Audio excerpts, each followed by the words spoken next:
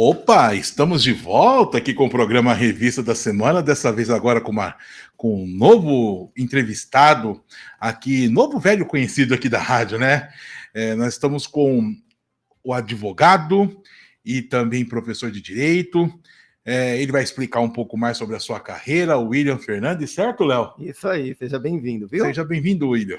Muito obrigado, Fala Léo. mais pertinho do microfone, por favor. Muito obrigado, Léo, muito obrigado, Beto, pelo convite. Para mim é uma honra sempre estar aqui na Rádio Cantareira, já vim várias vezes aqui.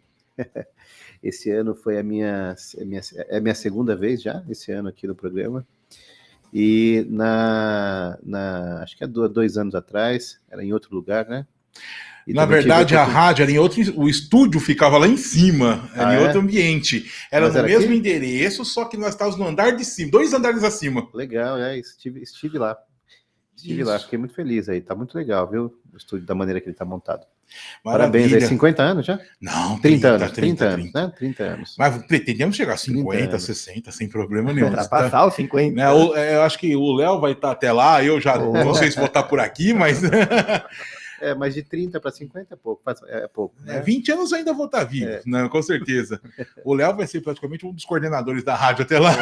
Chegar lá, hein? Mas, William, a sua carreira na área do direito começou quando? Começou se eu contar o período que eu fiz estágio, que eu conto também como um período muito importante para mim na minha formação, já dá aí quase 30 anos, né? Mas, como profissional do direito, faz 23 anos que eu trabalho como advogado. A minha atividade sempre, basicamente, se deslocou entre direito constitucional, direitos humanos, que foi minha primeira atividade, que é uma área pouco explorada pelos advogados, e eu não escolhi essa área, na verdade, essa área a gente entra e não sai mais, e direito administrativo. O direito constitucional é a parte mais ampla do direito, né? Todo direito pega um pouco o direito constitucional, que estuda a Constituição Federal. Então, em razão do estudo da Constituição Federal, tudo começa na Constituição, que é a nossa lei maior. A Carta Magna, né? Exatamente. Se você imaginasse uma pirâmide, a Constituição Federal estaria no topo da pirâmide, e aí depois nós teríamos os outros diplomas, as outras leis, né? Então, você vai falar de uma lei penal, começa na Constituição e vai para uma lei penal, desce para uma lei penal. Aí, todas as outras... Direito civil, a mesma coisa, começa na Constituição e desce para direito civil, e assim sucessivamente. Então, direito constitucional foi a minha primeira dedicação, junto com direitos humanos. Cara, que coisa, hein? E aí, quando se fala em direitos humanos, o que abrange dentro dela? Porque tem uns que só pensam que é para um tipo de finalidade, mas não é o que eu quero falar no ar. Mas o que abrange, né? Eu acho que abrange exatamente tudo. Que abrange tudo, não dá para ser contra, né?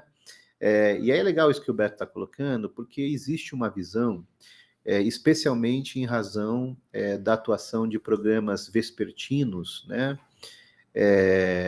Que, na verdade, passa uma visão que é equivocada do que são os direitos humanos. Então, geralmente, os direitos humanos aparecerão num contexto em que houve uma prisão, um tiroteio, e aí é a famosa frase: lá vem esse pessoal dos direitos humanos defender o bandido, né? Ou então, dependendo de qual é o lado, cadê os direitos humanos? Também tem isso também, né? Dependendo de qual é o lado, cadê os direitos humanos? Até tem uma série de trocadilhos, né? Que essa palavra ganhou ao longo dos anos aí uma série de trocadilhos, né? Então, direitos dos humanos, né, é um dos trocadilhos que se faz, né? Direitos humanos para humanos direitos, a favor de direitos humanos. Então, na verdade, mas isso tudo é um equívoco, né? Porque o que acontece? Eu costumo dizer o seguinte, quando dou aula, e explico para os alunos dessa maneira. Uma Constituição Federal, ela se presta a 3 papéis, né? O primeiro papel é organizar o Estado, né? O segundo papel é estruturar esse Estado, né? Então, estruturar e organizar. Então, estruturar é dizer mais ou menos como as coisas serão, né? Então, nós teremos lá um poder executivo que executa, um poder legislativo que cria as leis e um poder judiciário que julga. Então está estruturando, organizando como é que se dará a assunção nesse poder, se vai ser eleição, qual o tempo de mandato do presidente da República, como o ministro vira ministro. Então esse é o papel. E a terceira questão mais importante, o terceiro papel mais importante de uma Constituição Federal é ele definir quais são os direitos humanos. Né? Que na Constituição Federal está escrito não com essa palavra direitos humanos, está escrito assim, direitos fundamentais. Então, direitos fundamentais está escrito na Constituição e direitos humanos, mesma coisa, tá? Tem um debate jurídico que não vem ao caso aqui fazer, mas basicamente aqui a gente pode dizer é a mesma coisa. E o que é que está escrito lá, né, nesses direitos fundamentais? Ninguém pode ser julgado, ninguém pode ser condenado sem um processo judicial. A todos é garantido o direito à defesa, a todos é garantido o direito ao contraditório, ou seja, se eu acuso você, é obrigatório que você tenha o direito de contradizer. O que significa contradizer? Dizer o contrário que eu estou dizendo. Né? Contradizer. Deve ser garantido isso. É garantido a ampla defesa. O que é a ampla defesa? Valer-se de todos os meios em direito admitido para você se defender. Olha, como é que você pode ser contra isso? Não dá para ser contra isso. Isso para ficar nessa área dos direitos individuais, o direito à liberdade de expressão, né, eu ter a minha formação, a minha ideia, a minha opinião, isso é protegido pela Constituição Federal. O direito, que nem sei se pode dizer que isso é uma obrigação, né, de não ser torturado. Né? Então, quando você for conduzido à polícia, por qualquer coisa que seja, da polícia te interrogar, garantindo a você todos os direitos. Você imagina, então, agora não, eu vou torturar uma pessoa. Então, torturar uma pessoa significa alguns aguentam mais, alguns aguentam menos, né? E alguns não aguentam nada, né? Você entende? E alguns dizem assim, olha, o que você quer ouvir para eu não ser torturado? Então, eu falo qualquer coisa para você não ser torturado, para não ser torturado, porque ser submetido à dor e ao sofrimento é uma coisa, enfim, ninguém aguenta, né? Então isso para ficar nos direitos individuais, direito à vida, à honra, à liberdade de expressão, direitos processuais, etc. E o que eu gosto mais? Os direitos sociais. Os direitos sociais, que também são considerados direitos humanos. Direito ao trabalho, direito à saúde, direito à cultura, que a gente está fazendo aqui, vocês dão essa contribuição, direito à cultura, direito ao lazer, né, direito à segurança, tudo isso, né, direito à educação, né, tudo isso estão ali naquele catálogo que a gente chama de direitos humanos, e que gera obrigações para o Estado, de prestar e obrigações de não fazer. Não fazer, não torturar, não entrar na sua liberdade individual de ter a sua opinião, não entrar na sua fé, respeitar a sua fé. Qual é a sua fé? Respeitar a sua fé. Né? A você é garantido, se você tem fé você é cristão, então que seja respeitado a sua liberdade de acreditar no que você quiser. Você é ateu, então que seja respeitado a sua liberdade de não acreditar em nada. E a ninguém é permitido impor a você que agora você tem que acreditar em alguma coisa. Você acredita em religiões de matriz africanas, então que seja respeitado. Né? Então, não fazer. Respeitar o seu limite, respeitar esse espaço onde você define o seu caminho. Né? Então, a gente diz, uma parte desses direitos gera para o Estado uma obrigação de não fazer. E de outra parte, para a gente efetivar os direitos humanos, gera para o Estado uma outra categoria de direitos, uma obrigação de fazer. Né? Por exemplo, fazer educação, fazer cultura, fazer saúde, ou seja, o Estado tem que fazer alguma coisa, moradia, porque se o Estado não fizer, a camada mais vulnerável da sociedade é que não vai ter acesso a essa categoria de direitos que eu estou chamando de direitos sociais, mas no catálogo todo nós chamaremos de direitos humanos. Olha, eu quero te perguntar assim, o que te motivou, né, a ser um advogado de direitos humanos? Então, como eu falei para você, Léo, na verdade foi uma coisa um pouco casual, né? Eu trabalhava eu fui trabalhar numa cooperativa habitacional em Osasco, e nesta cooperativa habitacional, o projeto não era vender casa. O projeto não era vender terreno, né? O projeto era levar em conta de que a aquisição de moradia, e direito à moradia é um direito social também, a aquisição de moradia, ela é algo muito difícil, nós sabemos disso, é caro você ter uma casa. né? Não é todo mundo que tem. Vamos pegar aqui, quanto que é o salário mínimo? Está R$ 1.500, 1.512? 1518. 1.518. O salário mínimo 1.518. Como é que você compra uma casa? Quanto que vale uma casa? Uma casa mediana, uns 100 mil no mínimo? No mínimo, No isso mínimo, dependendo do local ainda. Uns 100 mil. Você tem uma pessoa que ganha 100 vezes o salário dessa pessoa, né? 100 vezes o salário dessa pessoa. Quanto que é um aluguel? Um aluguel numa comunidade. Olha, Numa comunidade de um aluguel com 2 quartos. Olha, 2 quartos que eu falo é dois cômodos, né? Ultimamente, mesmo que seja numa comunidade, o aluguel não passa de 500, 600, não chega a menos que 500, 600 reais. Então vamos pegar aqui, R$ 600. É metade do salário da pessoa. Muito difícil. Já é metade do salário de uma pessoa. E a pessoa ainda precisa comer, precisa pagar, precisa comer. De repente está cuidando de alguém ali também. Tem outros, tem pessoas que têm criança, né? A maioria das pessoas tem criança. Então, assim, veja, não é possível. E esse projeto que tinha lá em Osasco, que foi meu primeiro emprego como advogado, junto com outro que eu tinha 2 empregos, um lá em Osasco, que era cooperativa habitacional, e o outro aqui na Higienópolis, que era um trabalho junto à Igreja Católica, na Arquidiocese de São Paulo, focado no combate à violência estatal. Mas esse, que era um projeto de natureza social, ele partia do pressuposto que é muito difícil você conseguir uma casa, né? E até tinha uma grande liderança, que eu aprendi muito com ela, uma mulher muito simples, que defendia o direito à moradia, e ela dizia o seguinte: William, quem não tem casa, não tem raiz. Como é que você vai falar de direito para uma pessoa se essa pessoa não tem um teto para se proteger da chuva e do sol, né? Para ter segurança?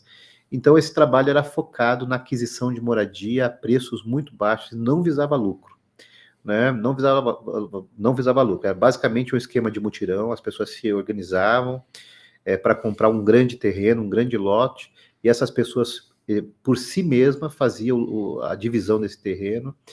E no bojo desse projeto já estava previsto um engenheiro ser contratado, estava previsto um mestre de obras para ajudar, porque as pessoas podiam construir a sua casa por si mesma, né, mas já ganharia a planta e uma assessoria de um engenheiro, de um mestre de obras, e também um advogado para ajudar ali na estruturação dos documentos. E eu era esse advogado que trabalhava nesse projeto. Então foi aí meu primeiro caminho aí nos direitos humanos. Aí depois disso eu trabalhei com muitas outras coisas ao longo dessa história toda, né? É muito tempo trabalhando com isso, mas a porta de entrada e onde eu me apaixonei por esse direito, que ele, para ser efetivado, eu tenho que necessariamente levar em consideração que as pessoas estão em situação de desigualdade social, né? Porque os direitos humanos, ele é para todos, né? Mas quem mais precisa dele, quem mais precisa da atuação estatal, é aquela pessoa que não tem condições financeiras. Então foi aí que me pegou. Foi aí que eu falei, poxa, isso aqui é interessante, porque eu posso usar uma ferramenta que eu estudei para tentar, de alguma maneira, mudar um pouco a realidade social a partir desta arena que é o direito. Quero mandar um abraço para a Clarice do Jardim Guarani. Ela colocou aqui que o programa está maravilhoso, cheio de ótimos conteúdos. Muito obrigado, Clarice. Obrigado, beijo, Clarice. Muito obrigado mesmo. E quando que você chegou à Defensoria Pública? Pois é, eu ocupei um cargo na Defensoria Pública. A Defensoria Pública foi criada em 2006, aqui em São Paulo, né? Nossa, vai fazer 20 anos ainda, então. O ano que vem é que faz 20 anos. A Rádio Cantareira tem 30. Tem 30. A Rádio Cantareira é o irmão mais velho. Pode puxar a orelha da Defensoria Pública, né? Em 2006, um pouco antes disso, em 2004, 2005, houve um grande movimento aqui em São Paulo, dessas entidades que trabalham com direitos humanos, então essas entidades que eu também trabalhava, né? No sentido de que era necessário você ter uma instituição vocacionada para defender pessoas que estão em situação de vulnerabilidade social. Defender uma pessoa que está em situação de vulnerabilidade social requer vocação. E requer também uma estrutura. E por que eu estou falando estrutura? Você imagina um advogado que tem ali os seus clientes e faz ali, é um clínico geral. E aí ele vai defender uma pessoa que tem contra um grande banco que tem acesso a escritórios, por exemplo, que vão até o Supremo Tribunal Federal e que faz isso no dia a dia, no cotidiano desse escritório. Já há um desnível aí na defesa.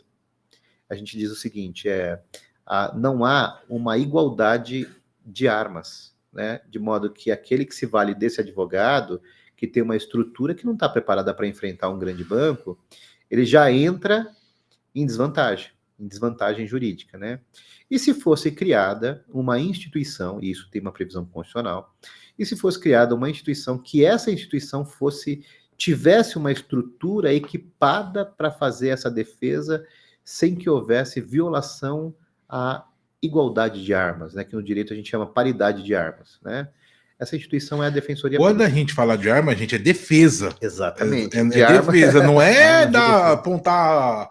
Tá, vou fazer uma coisa bem metafórica. Não é para pegar o estilingue e apontar um para o outro, assim. Então, é defesa, né? Exatamente. A paridade de armas significa que aquele que acusa, ou aquele que acusa, ele tem muita vantagem, mas aquele que está sendo defendido tem igualdade de condições para fazer a sua defesa, né? E aí é isso, você pega um grande banco, ele tem acesso a estruturas jurídicas que um advogado comum, ali no seu cotidiano, teria mais dificuldade de acessar. Então, para você acessar um advogado que tivesse as condições de fazer essa defesa, acessando essas estruturas jurídicas, hoje está mais fácil com internet, essas coisas, mas você teria que gastar muito mais dinheiro. Então, por conta disso, houve um grande movimento aqui destas entidades de direitos humanos para criar uma instituição jurídica que tivesse essa estrutura. O nome dessa instituição é Defensoria Pública, né? Essa instituição totalmente vocacionada. Então, por exemplo, um defensor público, ele ganha igual um juiz de direito. Um defensor público ganha igual a um promotor de justiça, né? O concurso público para ser defensor público, ele é tão difícil quanto o concurso de juiz e de promotor. Então, você vê, nós estamos então falando agora de paridade de armas. É o mesmo salário, são prerrogativas, né, poderes que o defensor público tem, que são poderes de Estado, né? Eu, como advogado, não tenho esses poderes de Estado. Tem prazos processuais em dobro, assim como tem o promotor de justiça, né? Então, nós estamos falando de garantir àquela pessoa que está em situação de vulnerabilidade um acesso a um profissional que tem as mesmas condições de guerrear, guerra jurídica, é claro, guerrear em igualdade de condições. E aí, uma das reivindicações deste movimento, que nós chamamos Movimento pela Criação da Defensoria Pública, foi de que essa instituição ela tivesse, na sua estrutura, a participação da sociedade. Porque essas instituições jurídicas são caracterizadas por serem instituições muito fechadas. E se a gente colocasse uma pessoa de fora da carreira? Uma pessoa que não é defensor público para ser uma espécie de um fiscal, né? Daríamos o nome de ouvidor geral da instituição. Esse ouvidor geral, ele é o responsável por dialogar com os movimentos sociais.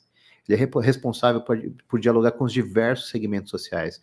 Movimento de moradia, movimento de direitos humanos, movimento cultural, de cultura, movimento de mulheres, movimento negro, movimento da infância e juventude.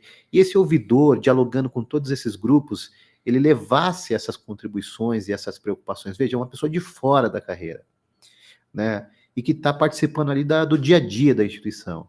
E se esse ouvidor gerisse também, ele fosse o gestor das reclamações, das insatisfações dos usuários e usuários do serviço, né? E ele fosse, portanto, uma espécie de um fiscal, né? E um mediador, né? O nome dele nós daríamos o nome de ouvidor geral, né? E como é que ele seria escolhido? Ele seria escolhido a partir de um processo eleitoral. Essa foi uma das reivindicações da sociedade. E a partir desta reivindicação da sociedade, quando a lei que criou a Defensoria Pública aqui em São Paulo foi aprovada, ela já foi aprovada com a previsão desta figura. Um cargo que eu ocupei, eu acabei sendo o primeiro da história das instituições jurídicas do país. Nunca houve na história das instituições jurídicas do país uma figura externa nesse papel de controller, alguns falam controller, outros falam ombudsman, outros falam fiscal, pode ser fiscal. Nunca houve, né, essa figura. Eu acabei sendo o primeiro e acabei ficando por 4 mandatos, né? Porque aí cada mandato tem quanto tempo? Cada mandato tem 2 anos. Então você ficou por 8. Eu fiquei de 2006 a 2000, que foi a primeira vez que houve, de 2006 a 2008. Aí você pode ser reconduzido uma vez. Aí tem um processo eleitoral, fui reconduzido, fiquei até 2010. E depois, em 2018, novamente, eu fui procurado por um grupo de entidades de direitos humanos que me pediu para também, novamente, a gente voltar a fazer um trabalho que a gente começou lá em 2006 a 2010, aí fiquei de 2018 a 2020 e 2020 a 2022. Se precisarem, você pode ser reconduzido novamente ou parou? Eu acho o seguinte, eu acho que o ideal nesse cargo é que ele haja uma rotatividade, Concordo sabe? com você. Eu acho que mas eu também não fujo a raia, não. Se me chamarem e ele for compatível, né? Porque o que acontece? Hoje eu tenho um escritório de advocacia, eu me dedico a esse escritório de advocacia, eu sou professor, né? E um dos requisitos para você ocupar esse cargo é você não pode advogar. Você tem que entregar, pedir licença e entregar a sua carteira da OAB, né?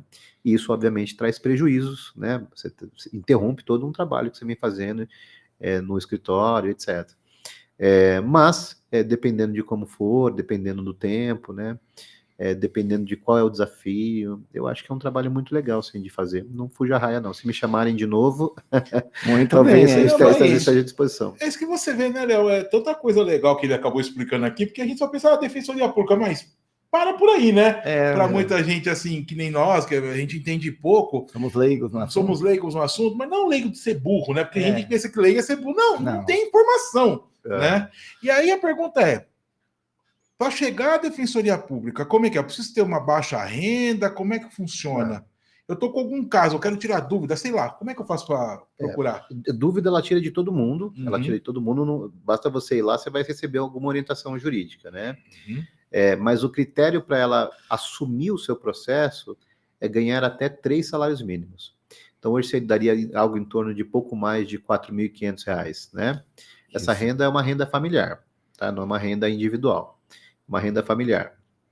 Então, esse é o critério, tem exceções a esse critério. Então, por exemplo, se a pessoa tem pessoas com deficiência em casa, então vai ter uma majoração desse valor. Mas olha o que eu gostaria de acentuar, Beto. Eu sou advogado e ganho dinheiro com a advocacia, né?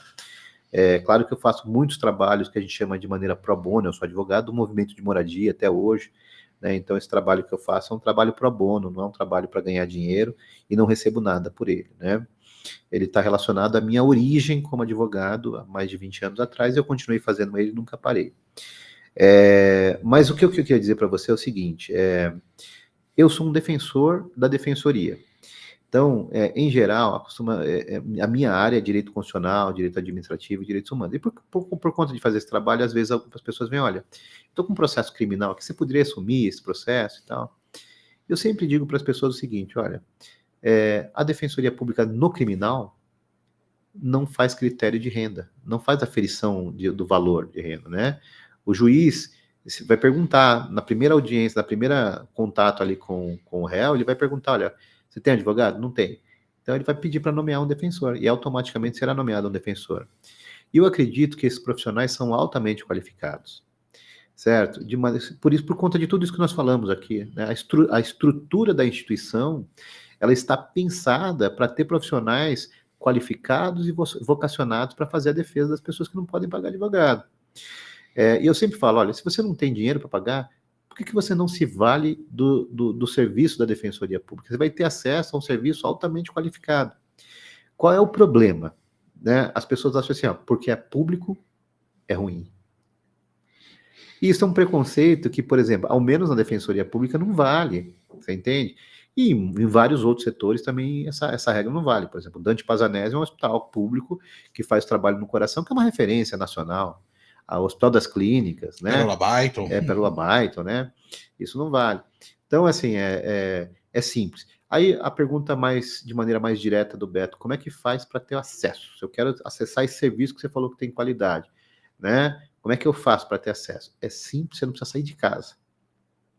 Basta você acessar o site da Defensoria Pública. Se você jogar no Google, Defensoria Pública de São Paulo, já vai aparecer o site da Defensoria Pública.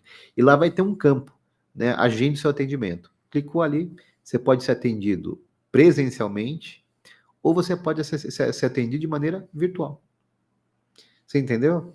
A vantagem, você não sai nem de casa se você não quiser, né? Então, essa é uma vantagem. Eu sou um defensor da defensoria, sempre achei que tem serviço de qualidade. É claro que há falhas, né? Em qualquer serviço haverá falhas, né? Mas a regra, penso eu, na sua grande maioria, ser um serviço jurídico de qualidade. E para qualquer situação, assim, se você falou do réu, né? Mas para vítima também. Para vítima, para qualquer situação. Né? Uma mulher que foi vítima de violência doméstica, por exemplo, né? A Defensoria Pública vai atender. Né? Aqui em São Paulo tem, por Caso exemplo... de preconceito, essas coisas racial, essas coisas. Por exemplo, aqui em São Paulo tem a Casa da Mulher Brasileira. Acho que você não tem no Brasil inteiro, né, na verdade. Mas a Casa da Mulher Brasileira. Essa Casa da Mulher Brasileira, aliás, seria interessantíssimo fazer um programa sobre a Casa da Mulher Brasileira. Se vocês toparem, eu trago aqui uma defensora, a gente faz junto. Cara, na hora, eu topo. Né? Topo mesmo. E como é que funciona esse Casa da Mulher Brasileira? Eles concentram num único lugar, e não é um serviço da Defensoria, é um serviço estatal, mas num único lugar tem defensor, tem promotor de justiça, tem juiz e tem delegado. Olha que interessante. Dentro do mesmo ambiente ali, para poder atender todo mundo que vai lá. Dentro do mesmo ambiente, é uma Casa da Mulher Brasileira. É bem interessante. Aí você perguntou assim, a caso de discriminação, né? Tem núcleos especializados na Defensoria Pública voltado para segmentos específicos, né? Então, discriminação racial, discriminação em razão da orientação sexual das pessoas, idoso, pessoa com deficiência. Então, tem vários núcleos especializados. Você vê aquilo que eu estava te falando, né? De ser uma instituição estruturada e vocacionada para atender pessoas que estão em situação de vulnerabilidade. Eu acredito que dentro da Defensoria, com certeza, deve ter agora, conforme o tempo vai passando, né? As redes sociais também, né? Porque, com certeza, os crimes virtuais que acontecem cada dia aumentam, infelizmente. Uhum. Você estava até falando, por exemplo, agora há pouco, que todo mundo tem que ter direito à defesa antes de ser condenado. Isso. E a gente sabe que existe o chamado tribunal da internet hoje em dia, né? Como é que funciona nesse serviço? Tem um núcleo especializado nessa área? Não tem um núcleo especializado, mas é uma preocupação latente, né? Isso é uma situação nova que a gente está vivendo, né? Esse tribunal da internet que está falando, né? É verdade. Você acha que a internet não tem, assim... Não vai ter um atendimento, não vai ter um atendimento específico, mas é claro que isso impõe desafios, né, para situações antigas, né? Antigamente a gente, a pessoa era linchada, né, verbalmente, né, sofria bullying na escola e tal, e hoje isso é feito pela internet, né? Claro que se impõe situações novas, mas eu acho que a instituição está completamente estruturada para isso. E claro que também vai de acordo com a lei, né? Então, o que a lei acaba... em que lei está aquele caso que aconteceu na internet, então vamos trabalhar dentro dela, né? Para poder trabalhar. Rapaz, uma coisa que... Como é que eu ia falar, cara? Eu me esqueci agora.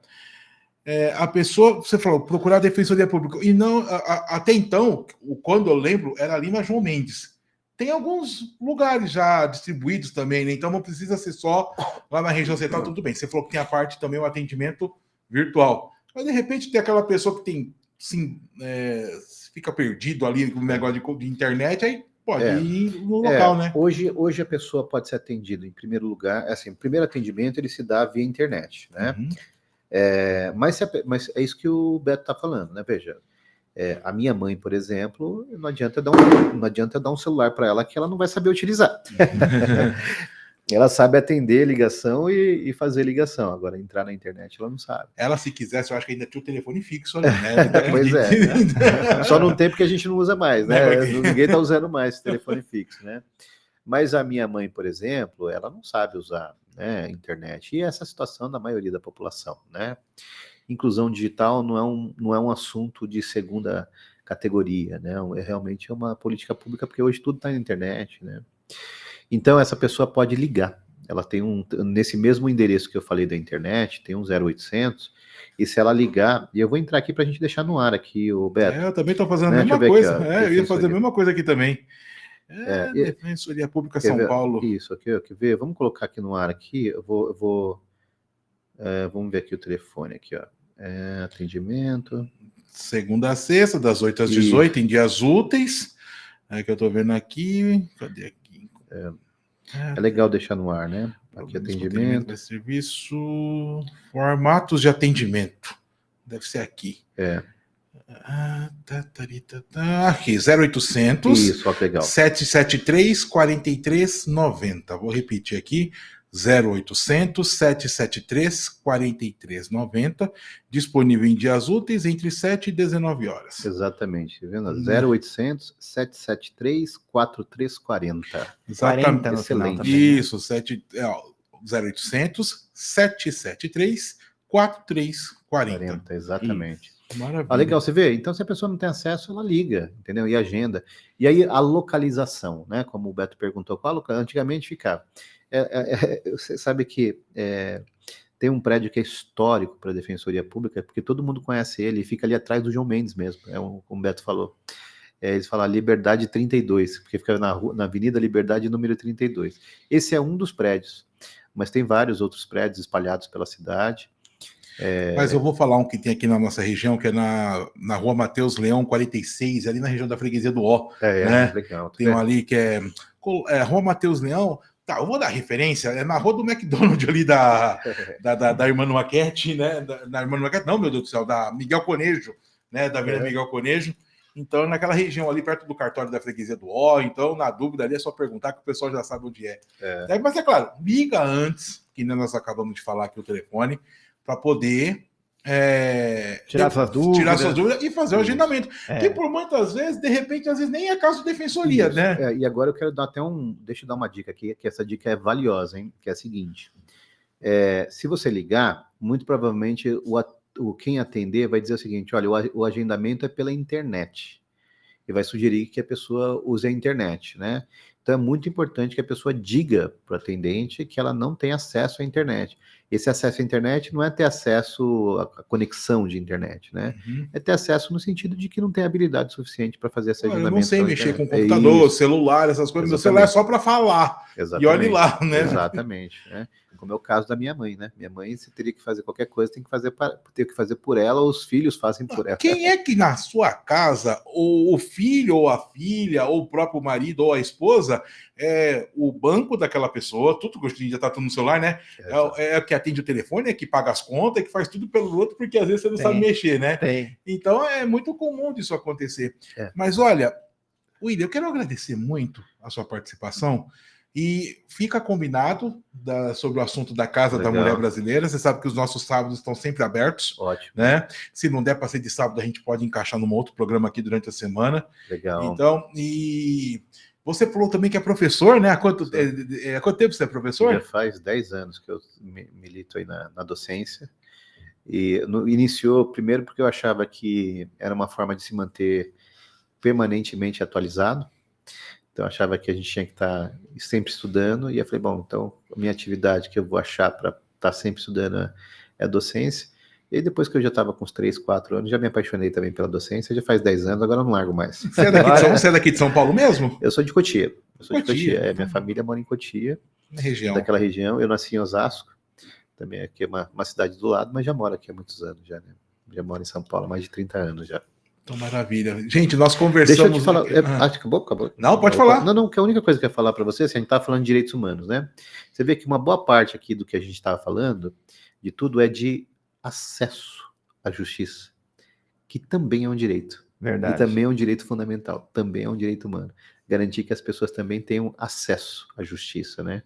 Que basicamente eu diria que foi esse o tema do nosso programa, né? Acesso à justiça. Muito obrigado pelo convite, Beto.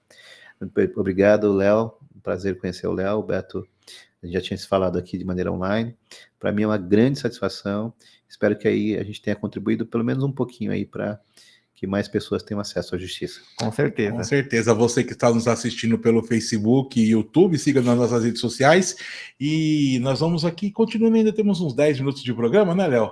Daqui a pouquinho a gente volta. Nós vamos para o intervalo aqui no rádio, mas daqui a pouquinho a gente volta com mais músicas e informações.